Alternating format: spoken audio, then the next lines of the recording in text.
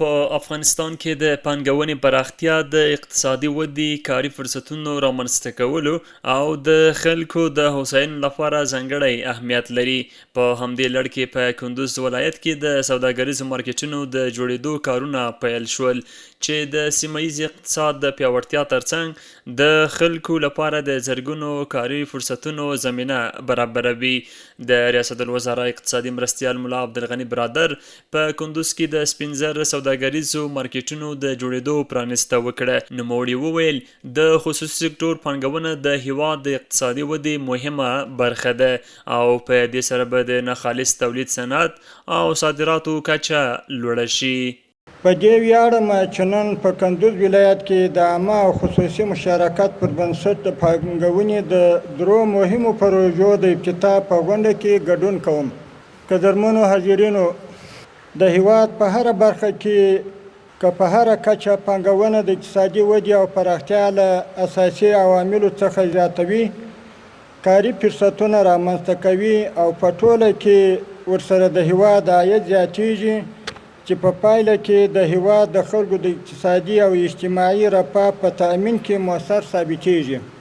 ښاغلي برادر د عامه او خصوصي مشارکت له لارې د دریو سوداګریزو ودانیو جوړېدل یو مهم ګام وباله او له اړوند شرکتونو یې وغوښتل چې خپل کارونه د معیارونو او شفافیت په رڼا کې پر مخ یوسي. هغه سوداګرو ته ډاډ ورکړ چې ستونزې به یې پر وخت حل کیږي او اړینه همکاري به ورسره کیږي. دا ټولې پروژې په هیواد کې د پانګونې په برخه کې غوره اقدام دی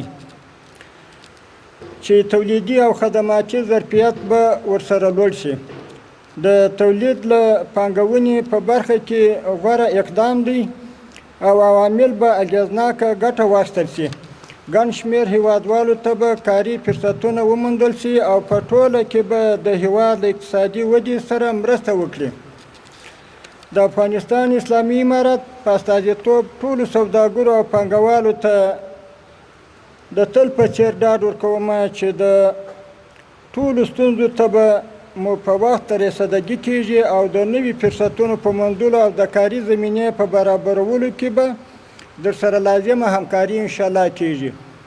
د یادونې وړ ده چې د دې پروژو په لړ کې د سپین زر نړیوال سوداګریز مرکز ته 15.426 میلیارډ افغانیو په پانګونه په 63 جریبه ځمکه جوړیږي چې بشپړولو ته یې 3 کاله وخت اټکل شوی دی. د کندوز د سپین زر سوداګریز مارکیټونو جوړېدل نه یوازې د سوداګرۍ د پراختیا لپاره ارزښتناک دی بلکې په سیمه کې د زرګونو کاري فرصتونو د رامنځته کېدو، د خلکو د عاید د لوړوالي او د اقتصادي ثبات د ټینګښت لپاره به هم مهم رول ولوبوي.